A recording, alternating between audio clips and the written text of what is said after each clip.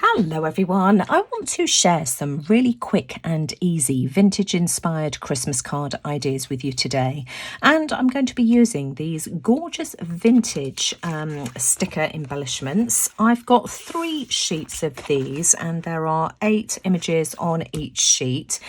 I ordered these from a company called Floms, who have a store on Amazon. I've ordered from them in the past, a couple of times actually. I don't know whether any of you will remember the Christmas cards that I've created over the last couple of years, but I've used these beautiful papers as backgrounds for my Christmas card designs. I love these. They do have a shiny finish, which is, the only drawback, but the designs are just absolutely beautiful. I love them. And when you're adding loads of layers, you don't really notice that too much. So I had a look a couple of weeks ago on their site and came across this sticker set here. So I'll leave the link in the description box below. Now, as you can see, they are rather white and that doesn't really appeal to me. So I've been having a play. I cut one of these stickers off and I'm going to jazz these up a bit and just make them more vintage inspired. So let me just show you what I've got. This is this sheet here, which is my least favourite. And then we've got this sheet here. I love these and I absolutely love the images on this one here as well. I'm just going to use some distress ink to grunge these up a bit, and I wasn't sure with them being a shiny finish whether it would work or not, but it does, and it doesn't rub off. So what I'm going to do is cut these into individual images and let's just give these more of a vintage feel. So as you can see, I've cut my stickers into individual pieces and I'm just going to use some distress inks now just to grunge these up a bit and just make them look more vintagey. I've got 2 colours here, frayed burlap and vintage photo, but at the end of the day, use whatever you have. Let's take one of these and let's start off with the lightest colour, which is frayed burlap. And I'm just going to use this brush here. This is one of the ink blending brushes. This was actually a makeup brush that I got years ago from Amazon. They're readily available all over the place, but you can buy some from craft supply shops, and I think they're probably exactly the same thing but for a lot more money, although I don't know. But have a look on Amazon or eBay and see what you can find. These are just makeup blending brushes. So I'm just going to go all the way around the edge here, starting from the outside and working my way in, trying to be subtle to start off with because I can always build up the colour. But I've tried and tested this already, and although this is a shiny surface I'm working on, it doesn't rub off. So I'm just going to keep going until I'm happy with the layer that I've got. I want it darker on the outside than I do in the middle. So we'll just have that like that, and already that looks 10 times better. And then I'm going to add some vintage photo as well, which is slightly darker. You can see mine's got some glitter on. I've already been working on another project recently as well, and it's left its mark, shall we say. But I just want to add a bit of this as well, just around the very edges, not too much. But just look how lovely this looks. We'll add more on the bottom as well because I want to ground him. And then just bringing that just around the edge. And just look how lovely that looks. So I'm going to do this to all of the images and then we'll start putting the cards together. Look how much better these look, completely transformed. And let me show you a couple of these, which I haven't done yet, just so that you can see them as a comparison. I mean, this looks so much better. But to give you some other ideas as well as to where you can get similar images, I've got this booklet here, which I purchased last year, the Christmas Ephemera collection. I had 2 of these, and there are some very, very similar designs designs in this one here. They're not quite as crisp and clear, but you know, the images are very, very similar. Also check out the graphics vary as well, because quite often she has free printables that you can download and use as well. So I'll leave links to both of those in the description box below for you as well. I want to mount my images on some book pages. I've got 2 music books here. I've got, in fact, let me lift the camera up. That's a bit better. I've got Beethoven's 9 Symphonies in score here, and that's the size of the music print in this particular book. Again, if I can find the ISDN numbers, I'll leave these in the description box below. So I've got this book here, and these were just very, very inexpensive books that I got from either ABOOK Books or Amazon. I've also got the same book. So again, this is the 9 Symphonies of Beethoven in score, but it's in a slightly different format. This is smaller, and let me just show you the comparison.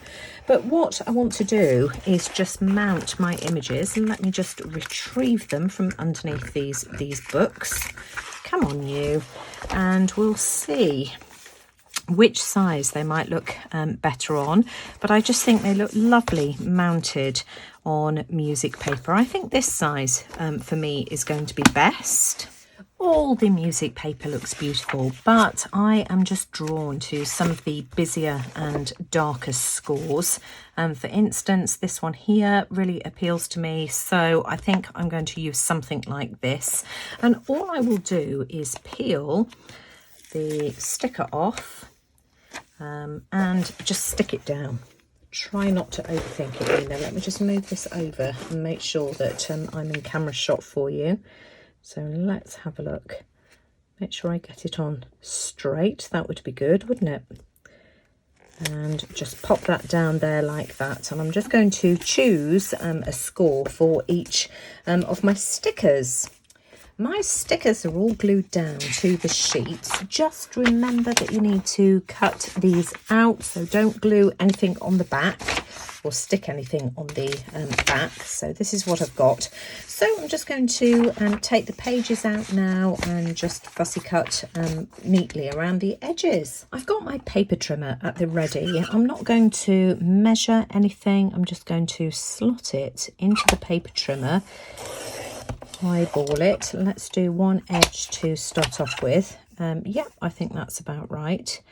And then I'm just going to try and make sure that I get these very, very similar. In fact, I figured out if I line this part of the ruler up with the outside of that image, then they're all in the same place. So perhaps you might be able to find a place that you can line yours up with as well. And so there we go, that's really even. I've cut down all of my focal images, and I must admit that it was so much easier once I found a place to align them on my paper trimmer. It was just easy going from there on in. So I've got all of these. I am going to keep the trimmings as well. Might be able to make some kind of masterboard or something with those. I don't know. I'll leave those there for the time being. But I just want to mount these onto another background. Now, rather than using the Flons papers that I've used in the past, I want to use these plaid autumn backgrounds. I've had these for a couple of years. Panna Lisa, I think, is the brand, and I've got no idea where I got this from. Probably Amazon, but you know, I'm not completely sure. I'll have a look and see if I can find a link. But I just think these will make the most beautiful background. Let me just move one out of the way and let's have a look and see what this will look like. I think that's going to be absolutely beautiful. So again, what I'm going to do is just use some glue just to stick these down. I'll just use a Pritt stick, a glue stick. Let me just show you one so that you can see how I do it. I make sure that I've got glue absolutely everywhere, especially all along the edges. I find the Pritt glue stick is absolutely fine. It glues permanently. I've never had anything come unstuck, but I do make sure that I apply a really good layer. It's quick, it's easy. And then I'll stand up to do this. I'm just going to make sure that I've got a nice even border. So just decide how wide you want that to be.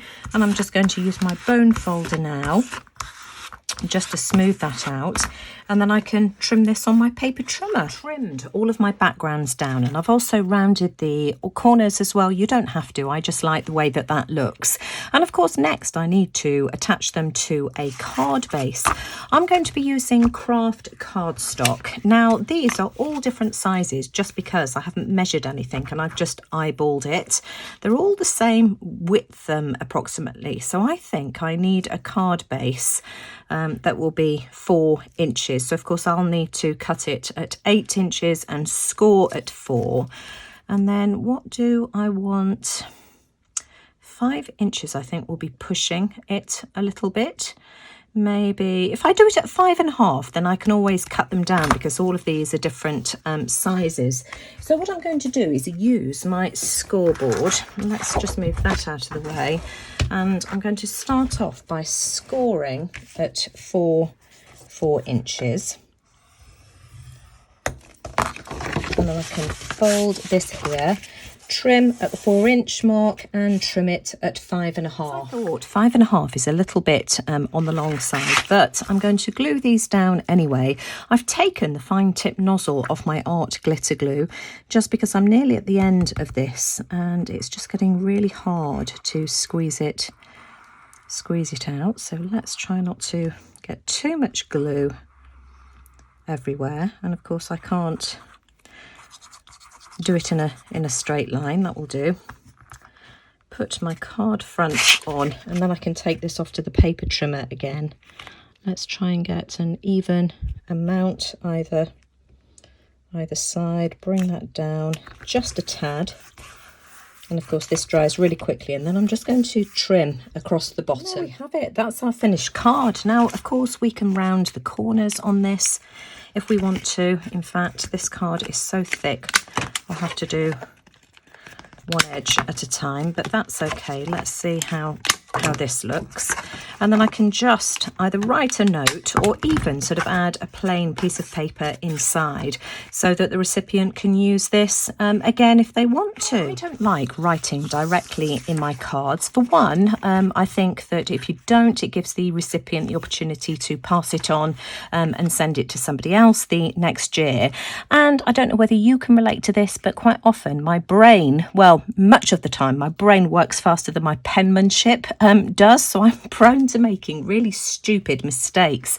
Now, before I stick this in, and I'll use washi tape to do that, I just want to add a greeting. I've got a stamp set here that came free in a magazine a few years ago. I've got no idea which one, but I would quite like to use this season's greeting sentiment, and so I'm just going to stamp this on. Let me just line it up, and again I'm just using my stamping buddy because I'm not very good at getting things straight and even. So let's do that, and then I'm just going to use some StazOn ink to stamp that sentiment. And again, if I screw it up, then I can always try again, can't I? Now, why isn't that coming out? Oh, it's because I've got the blooming plastic thing on. Silly me.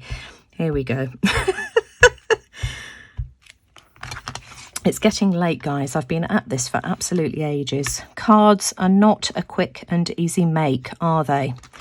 So, season's greetings, and the good thing about doing it in the stamping buddy is that, if it doesn't stamp properly like mine didn't, you can re-ink it and have another attempt. So let's try again. It might be, oh, here we go, that's better. Yeah, that's good enough for me. In fact, I might just add some more ink to the seasons part only. Let's try that. That's much better. Now add this to our card, and I'm just going to use some washi tape. Now, I bought this the other day. It was a pack that I picked up in Sainsbury's supermarket here in the UK for £2 for a set of 3, which I thought was quite good value. So I'm just going to tear a little bit off. And then when I come to write my message, my note, if I make a mistake, I can always add another one, can't I? No, you know, no great shakes, but there we go. And as I've said, it just means that the card is usable for another recipient, if the recipient wants to do that. Envelope-wise, you've got a choice. I will make my own envelopes, but you could also use a pre-bought envelope. This is a C6 size. It's slightly too big, but I don't think that really matters. But I'm going to make one to fit. I've just done 4 of these to start off with. I've got some manila paper here, and all I'm going to do is just fold this here like so. You don't need to measure anything for this. Just make sure that you're just leaving enough room so that you can actually slide your card in. Then I'm going to fold it up at the bottom, and then I'm just going to make a couple of slit marks. I'm going to slit here at a V. I'll do the same here as well. Let's just get rid of that. Let's pull that off. The same on the other side.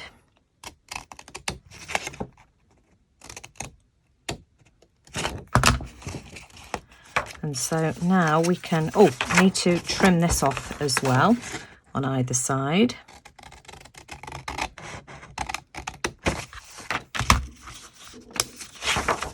And on this side here as well. In fact, it's probably better to do that at a slight V as well. You can go back and just do this one here. Just makes it easier to close everything up. And then, of course, we can close that then and glue this flap up. Now I need to measure how much I need at the top. So let's pop this in, and again, I don't want it completely flat to the bottom. I want a little bit of wiggle room. And now I know that I can fold my envelope here like this. Take my card out, and then I can make a better crease. And again, I'm going to do exactly the same thing at the top. So we'll cut this bit here off and then cut a V.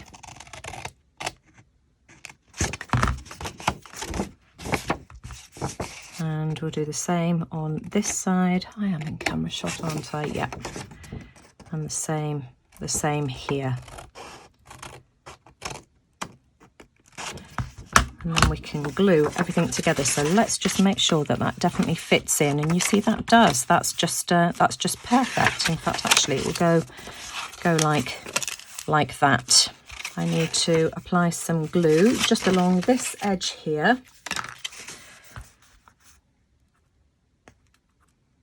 Come on, glue, out you come.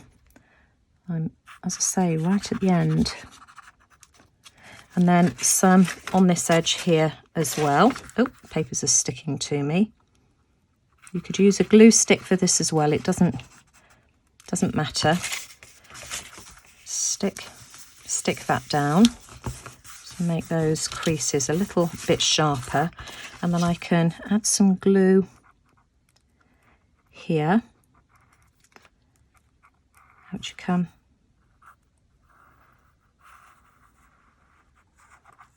Just along there, and then I can just pop my card in when I'm ready, and that's my envelope made. I just think it's a really nice touch having the greeting on the envelope as well. So that's the card, that's the inside, and of course that's the handmade envelope ready to be addressed. After I'd cut my card bases down, I had this piece of cardstock from the right hand side left over, and of course this measures 4 by 5.5. 4 by 5.5, I think I'm right in saying that, before I trimmed it down to fit my card exactly. Yeah, 4 by 5.5. And I thought, you know, if you don't want to make cards, you could even make tabs with these lovely toppers. So let's just quickly make one of these. So again, I'm just going to glue this down. We can cut our cardstock into a tag shape. take this over to the other corner just so that they're symmetrical, as I always do. I know that some of you like to use credit cards. To be honest, I find this just as quick and easy. And then we can punch a hole and tie through some thread. My handy dandy crocodile. I'm just going to eyeball this. I also want to use an eyelet. Let's add an eyelet. I've got a gold toned one here. Let's just quickly set that. You can hear Toby in the background. Steve's with him, so I don't know why he's barking. And then we can just add some thread. I've got this lovely bag of seam bindings here. I think maybe a piece of this green would look lovely. I've just cut a piece of this off. It's next door's dog that's barking and driving Toby absolutely crazy. He'll stop in a second, so apologies for the noise in the background. I'm just going to poke that through, and then we have a lovely tag that we can either add to a gift or pop into one of our journals. These look gorgeous. I've managed to get 4 finished cards done and 3 tags, and of course I've got the rest of the toppers as well. I'm calling it a day. I'm exhausted. I'm going to finish these off in a few days' time. Just a quick health update as well. I start my radiotherapy next Thursday, which I'm really pleased about. I just, want to get this over and done with now so that I can get completely back to normal.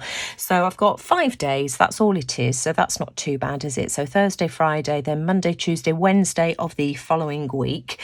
So bear with me if my channel is a bit disrupted over the next couple of weeks or so again.